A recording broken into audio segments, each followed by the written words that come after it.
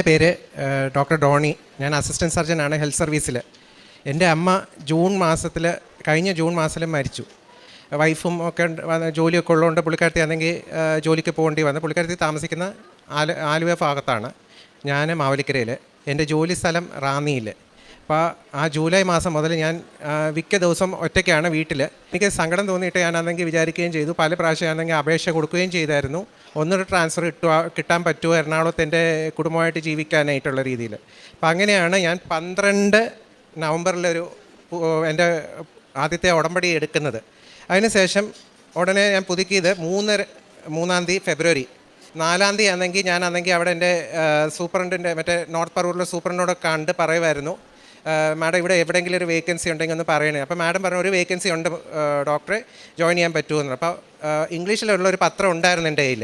അപ്പോൾ ആ പത്രം ആണെങ്കിൽ ഞാൻ മാഡത്തെ കൊടുത്ത് മാഡം വേണ്ടിയ രീതിയിലൊന്ന് ഫോർവേഡ് ചെയ്യുക, ഞാനിവിടെ തന്നെ ഒരു ലെറ്റർ എഴുതി തരാം, എനിക്കാണെങ്കിൽ ഈ ഒരു പോസ്റ്റിംഗ് കിട്ടിയാൽ നല്ലതായിരുന്നു എന്ന് പറഞ്ഞിട്ട് ഞാനൊരു ലെറ്റർ എഴുതി 4-ാം തീയതി ഫെബ്രുവരിയിൽ. പക്ഷേ DHSൻ്റെ ഓഫീസിൽ പോയിട്ട് അത് ഫോളോ അപ്പ് ചെയ്തിട്ട് അത് DHSലെ സ്റ്റാഫ് എന്നോട് പറഞ്ഞു ഈ ഒരു പോസ്റ്റ് ആണെങ്കിൽ വേറൊരു ഡോക്ടറിന് കൊടുത്തുപോയി, അത് 17-ാം തീയതി തന്നെ അങ്ങ് അത് ഓർഡർ ആക്കിയതാണല്ലോ. അപ്പോൾ നെറ്റ് നോക്കിയപ്പോൾ ആ ഓർഡർ ഉണ്ട്.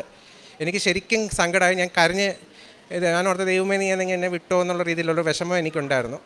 29-ാം തീയതി ആ ഡോക്ടർ വന്ന് ജോയിൻ ചെയ്യേണ്ടതായിരുന്നു, ആ ഡോക്ടർ ജോയിൻ ചെയ്തില്ല. എന്തോ ഒരു അത്ഭുതമാണെന്ന് തോന്നുന്നു. കാരണം ഈ 12-ാം തീയതിയാണ് ഞാൻ എൻ്റെ ആലപ്പുഴയിലെ ഉടമ്പടി എടുത്തത്, ആലപ്പുഴ ഈ കൃപാസനത്തിലെ ഉടമ്പടി എടുക്കുന്നത്. പക്ഷേ ആ 12 എന്ന് പറയുന്നുള്ള ഡേറ്റിലുള്ള ആലപ്പുഴയിലെ ലെറ്റർ, അതായത് ഞാൻ ആലപ്പുഴയിലുമായിട്ട് യാതൊരു ബന്ധവും ഇല്ലാത്ത പത്തനംതിട്ട ജില്ലയും എറണാകുളത്ത് മാത്രം തിരുവനന്തപുരത്ത് മാത്രം ഓടിക്കൊണ്ടിരുന്ന ലെറ്ററിൽ അതിൻ്റെ ഓർഡറിലാണെങ്കിൽ ആലപ്പുഴ DMO എന്ന് പറഞ്ഞുകൊണ്ടാണ് 12-ാം തീയതിത്തെ ഡേറ്റിലൊരു ലെറ്റർ വന്നിട്ടുണ്ടെന്ന് അതിൻ്റെ അടിസ്ഥാനത്തിലാണ് ട്രാൻസ്ഫർ നടക്കുന്നതെന്നുള്ള രീതിയിലാണ് വന്നേക്കുന്നത്. അപ്പോൾ ഞാനാണെങ്കിൽ എൻ്റെ സൂപ്രണ്ടിൻ്റെ അടുത്ത് എൻ്റെ പിന്നെയും ഇത് ട്രാൻസ്ഫർ ഓർഡർ വന്നിട്ടുണ്ട് മാഡം, 1-ാം തീയതി അടിച്ചതാണ്, 4-ാം തീയതിയാണ് ജോയിൻ ചെയ്യേണ്ടി എന്നുള്ള രീതിയിൽ വന്നിട്ടുണ്ട്, അപ്പോൾ മാഡം അത് റിലീവ് ചെയ്ത് തരാൻ. പെട്ടെന്ന് എനിക്ക് ഒരു പ്രയാസമില്ലാതെ എനിക്കാണെങ്കിൽ അവിടെ ജോയിൻ ചെയ്യാനും പറ്റി.